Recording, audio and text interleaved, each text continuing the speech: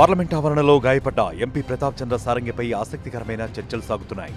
నిరుపేద కుటుంబానికి చెందిన సారంగి చట్టసభలకు ఎలా ఎన్నికయ్యారు, ఒడిశా మోదీగా ఎలా గుర్తింపు పొందిన ఈయన పాపులారిటీ ఎలా సంపాదించారు? Let us watch the story. తెల్లని బట్టలు, గుబురు గడ్డంతో సాధారణంగా కనిపించే ప్రతాప్ చంద్ర సారంగి 1955 జనవరి 4న ఒడిశాలోని బాలాసోర్ జిల్లా గోపీనాథ్పూర్లో జన్మించారు. 2004లో నీలగిరి అసెంబ్లీ స్థానానికి ఎన్నికయ్యారు.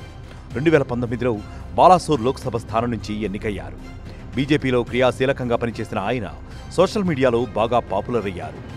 ఊరి గుడిసె నుంచి ఢిల్లీ సభకు వెళ్లిన సారంగిని చూసి దేశం మొత్తం అబ్బురపడింది. కుర్తా పైజమాలో కనిపించే సారంగి గత జీవితం వివాదాస్పదమైనప్పటికీ ఆయన నేటి తరానికి స్ఫూర్తి దాతగా నిలిచారు. 2002లో ఒడిశాలో అసెంబ్లీపై జరిగిన దాడి ఘటనలో సారంగి అరెస్ట్ అయ్యారు. కండబలం ధనబలం ఉంటే గాని చట్టసభలకు ఎన్నిక కాని ఈ రోజుల్లో సారంగి 2 సార్లు పార్లమెంట్కు ఎన్నికయ్యారు. తన నియోజకవర్గం మొత్తం సైకిల్పైనే తిరుగుతూ ఓటర్లను అభ్యర్థించారు.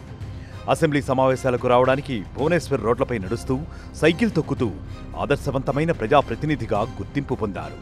ఉత్కళ యూనివర్సిటీ పరిధిలో డిగ్రీ చదివిన సారంగి బీజేపీ తరపున 2 సార్లు అసెంబ్లీకి కూడా ఎన్నికయ్యారు.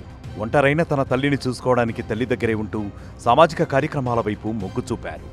సాదాసీదా జీవితం గడిపిన సారంగి 2019లో ఎంపీగా ఎన్నికైన తరువాత కేంద్ర మంత్రిగా వ్యవహరించారు. పార్లమెంట్ ఆవరణలో జరిగిన తోపులాటలో ఆయన వ్యక్తిగతం మరోసారి తెరమీదికి వచ్చింది. మరిన్ని వీడియోస్ కోసం ఛానల్ ని సబ్స్క్రైబ్ చేయండి. లేటెస్ట్ అప్డేట్స్ కోసం వాట్సాప్ ఛానల్ ని ఫాలో అవ్వండి. ఆ లింక్ డిస్క్రిప్షన్ లో ఉంది.